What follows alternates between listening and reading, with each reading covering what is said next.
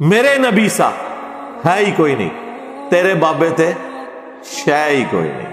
ہاں، یہ ایک جملہ، یہ جس طرح نبی اسلام وہ رز پڑھتے تھے نا، انا النبی لا کذب انا ابن عبد المطلب، میں نبی ہوں اس میں کوئی شک نہیں، میں عبد المطلب کا بیٹا ہوں. اس زمانے میں قبائلی سسٹم میں یہ بہت بڑی بات ہوتی تھی. عبد المطلب ظاہر ہے وہ مکے کے سردار تھے، اور پھر عبد المطلب وہ شخصیت تھے جنہوں نے ابرا سے کہا تھا کہ میرے اونٹ تو واپس کرنا، کعبہ جس کا ہے وہ خود حفاظت کرے گا. ہاں، پھر رسول اللہ کو جچتا ہے کہ اپنے اس دادا کے اوپر فخر کریں کہ میں عبد المطلب کا بیٹا ہوں، میرا رب پہ ایسا یقین ہے، میں اس عبد المطلب کا پوتا ہوں کہ جس نے ابرا سے کہا تھا کہ میرے اونٹ تو مجھے واپس کر. کعبے کی حفاظت اللہ تعالیٰ خود کرے گا، کیونکہ دنیا کو تو اللہ نے اسباب کے ساتھ جوڑا ہوا ہے نا. دنیا میں تو آپ نے اپنے لیے ایفرٹ پٹ کرنی ہے، اور پھر اللہ تعالیٰ نے حفاظت کر کے دکھائی، اور وہ ایسی حفاظت کی الحمدللہ کہ اس سال کو یادگار اللہ نے بنایا، کیونکہ اس سال پھر رسول اللہ کی پیدائش ہوئی. اور عرب کے لوگ کسی کی پیدائش کو سن کے اعتبار سے یاد نہیں رکھتے تھے، بلکہ ایونٹس کے اعتبار سے یاد رکھتے تھے کہ یہ شخص فلاں موقع پہ پیدا ہوا. اسے کہا جاتا تھا عام الفیل، ہاتھیوں والا سال، جس سال ہاتھی ہلاک ہوئے تھے. تو نبی علیہ السلام عام الفیل والے سال پیدا ہوئے، 571 عیسوی. یہ تو ہم نے پھر بعد میں کیلکولیشن کی ہے نا، عیسوی تو ان کے ہاں رائج ہی نہیں تھی. ظاہر ہے عرب کے لوگوں کے اوپر تو اس سرزمین پہ تو رومنس کی حکومت نہیں تھی، ان کا زیادہ تر واسطہ جو ہے وہ پرشینز کے ساتھ پڑتا تھا، اور وہ بھی لوٹ مار کی حد تک تھا، قبضہ نہیں تھا پرشینز کا بھی عرب کی سرزمین کے اوپر. یہ انڈیپینڈنٹ تھے، قبائلی تھے. ظاہر ہے ان کو کس طریقے سے وہ اپنے انڈر کر سکتے تھے. جس طرح اب افغانستان کے اوپر آگے کوئی حکومت کرے تو وہ اپنے ہی بیڑا غرق کرے گا نا. وہ آپس میں ایک دوسرے کے ساتھ کٹھے نہیں ہیں، اور باہر کی حکومت کو کیا انہوں نے قبول کرنا ہے. طوائف الملوکی، یعنی آپ نے ماڈرن دور میں اگر عرب کو سمجھنا ہے تو آپ یہ افغانستان کو دیکھ لیں، اور پھر آپ دیکھیں گے اللہ تعالیٰ نے ایک شخص ایسا بھیجا ہے کہ اس نے کس طریقے سے ان سب کو ایک جھنڈے کے نیچے جمع کر کے اور دنیا کی دونوں سپر پاورز الٹوا دی ہیں، رومنز کو اور پرشینز کو. تو یہ بہت غیر معمولی کام ہوا. تو اللہ کے محبوب صلی اللہ علیہ وآلہ وسلم کی پیدائش کا وہ سال اللہ تعالیٰ نے یادگار بنا دیا. ابھی ایک فلم آئی ہے محمد کے نام سے صلی اللہ علیہ وآلہ وسلم، ابھی یوٹیوب پہ انہوں نے 2-3 ہفتے پہلے اسے نا اردو ڈبنگ کے ساتھ اپلوڈ کیا ہے. ایران والوں نے وہ فلم بنائی تھی، اور وہ انگلش میں بھی آ چکی ہوئی ہے، اور اردو زبان میں چند ایک کلپس پہلے آئے تھے، اب پوری آ گئی ہے. ویسے وہ آپ لوگ فلم ضرور دیکھیں، کیونکہ ابھی تازہ تازہ اپلوڈ ہوئی ہے، تو وہ یوٹیوب کی نا سجیشن میں آ رہی تھی.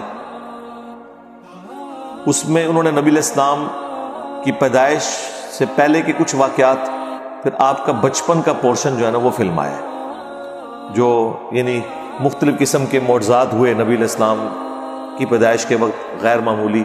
اس میں جو ابراہ کا لشکر تباہ ہوا تھا وہ انہوں نے سین فلمایا ہے. کمال، آپ کو اس جگہ پہنچا دیا. یہی تو ٹیکنالوجی کی برکت ہے آج کل لیٹسٹ، کہ وہ اس طریقے سے آپ کو وہاں تک لے جاتے ہیں. اور ایک یعنی میں سمجھتا ہوں ماڈرن ایج میں لوگوں تک بات پہنچانے کی ایک اچھی کوشش ہے وہ. جب بھی کوئی اس طرح کی کوئی ویڈیو، کوئی ڈاکومنٹری آتی ہے تو میں کوشش کرتا ہوں اسے ایک دفعہ ضرور اپنے پلیٹ فارم سے ڈسکس کروں.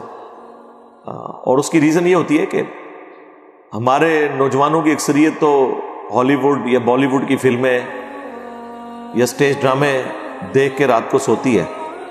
تو ایک دن یہ بھی ایفرٹ پٹ کر کے اس کو بھی ذرا دیکھ لیں، کم از کم اسلام کا تو تعارف اسے ہو. بڑے صحیح طریقے سے انہوں نے ان تمام واقعات کو فلمایا ہے، اور پھر آپ کو یہ بھی پتہ چلے گا کہ کس سرزمین کے اندر، کس طرح کے لوگوں کے اندر اللہ تعالیٰ نے اپنے پیغمبر صلی اللہ علیہ وآلہ وسلم کو مبعوث کر کے اور کتنا غیر معمولی انقلاب برپا کیا. اگر اللہ کے محبوب صلی اللہ علیہ وآلہ وسلم یونان میں پیدا ہوتے یا رومنز کے اندر پیدا ہوتے کسی محل کے اندر، یا پرشینز کے کسی حکومتی خاندان میں پیدا ہوتے، اور پھر وہ ایک بڑے لیڈر کے طور پر سامنے آتے تو بات سمجھ آتی تھی کہ وہ سسٹم کی آؤٹ پٹ تھے. لیکن عرب کے وہ گنوار لوگ جو پانی پینے اور پلانے کے اوپر کئی سال تک جنگ لڑے اور خاندانوں کے خاندان قتل ہو جائیں، اس طرح کے گنوار لوگوں میں، اور ان پڑھ امی، انہیں امی کہا جاتا تھا، جاہل، نہ کسی پیغمبر سے واقف، نہ کسی شریعت سے واقف. ابراہیم علیہ السلام کو بھی اپنے جد امجد کے طور پر وہ جانتے تھے، پیغمبر کے طور پر نہیں، کیونکہ ظاہر حضرت ابراہیم ہی ان کے پرکھ تھے نا، آباء و اجداد، یعنی حضرت ابراہیم علیہ السلام نے آ کے شہر مکہ آباد کیا تھا. جس طرح یہاں پہ بھی ہمارے وہ ایک ایکس پرائم منسٹر صاحب کہتے تھے میں عبد القادر جیلانی کی اولاد میں سے ہوں، تو بس وہ اولاد ہونے کے اعتبار سے ہی لوگ اپنے آپ کو منسوب کر رہے تھے، باقی وہ حضرت ابراہیم علیہ السلام کے دین پہ نہیں چل رہے تھے. اکا دکا لوگ ہوں گے موحدین، باقی تو میجورٹی جو ہے وہ بت پرستی میں انوالو تھی. خانہ کعبہ کا طواف کرتے تھے، ظاہر ہے وہ نسل در نسل چل رہا تھا طواف کعبہ، حج بھی ہوتا تھا، لیکن اسی خانہ کعبہ کے اندر انہوں نے 360 بت رکھے ہوئے تھے. اچھا، اللہ کے نام سے بھی واقف تھے. یہاں پہ سب کانٹیننٹ مشہور ہے کہ جی وہ اللہ کو نہیں مانتے تھے. جناب اللہ کو مانتے تھے، وہ اللہ کو نہ مانتے ہوتے تو رسول اللہ صلی اللہ علیہ وآلہ وسلم کے والد محترم کا نام عبداللہ ہوتا رضی اللہ تعالیٰ عنہ علیہ السلام، اور کسی حد تک بعض لوگوں میں توحید بھی تھی. عبداللہ نام اس لیے رکھا ہے نا، اللہ کا کنسیپٹ تھا. ہاں وہ یہ کہتے تھے اللہ کے ساتھ یہ چھوٹے چھوٹے دیوتا بھی ہیں، سب آرڈینیٹس ہیں، اس کے چھوٹے آلہہ ہیں، وہ بڑا آلہہ ہے، یہ چھوٹے آلہہ ہیں. اسی لیے صحیح مسلم شریف میں ان کی جو تلبیہ کے الفاظ آئے ہیں، لبیک اللہم لبیک، تو وہ بولتے تھے لیکن ساتھ بولتے تھے کہ تیرا کوئی شریک نہیں سوائے اس کے کہ جس کو تو نے اپنا شریک بنایا ہوا ہے اور اس کا مالک بھی تو ہے. وہی گل جڑی ایتھے کرتے ہیں بزرگاں نے پیچھے بھی اللہ ہی ہے جی. ہاں سرکار تواڈے وڈے بھی یہی کہندے سن کہ لات عزا منات کے پیچھے بھی اللہ ہی ہے. سب سے بڑا جھوٹ اس سب کانٹیننٹ میں یہ بولا گیا کہ مشرکین عرب اللہ کو نہیں مانتے تھے، لہٰذا قرآن کی جتنی توحید ہے وہ ان لوگوں کے بارے میں جو اللہ کو نہ مانے یا جو بت پرستی کریں، کیونکہ انہوں نے اپنی قبر پرستی چمکانی تھی، توحید سے انہوں نے آنکھیں بند کرنی تھی، شیطان نے انہیں یہ پٹی پڑھا دی. اس سے بڑا کیا جھوٹ ہوگا. قرآن میں درجنوں جگہ یہ ٹاپک ڈسکس ہوا ہے.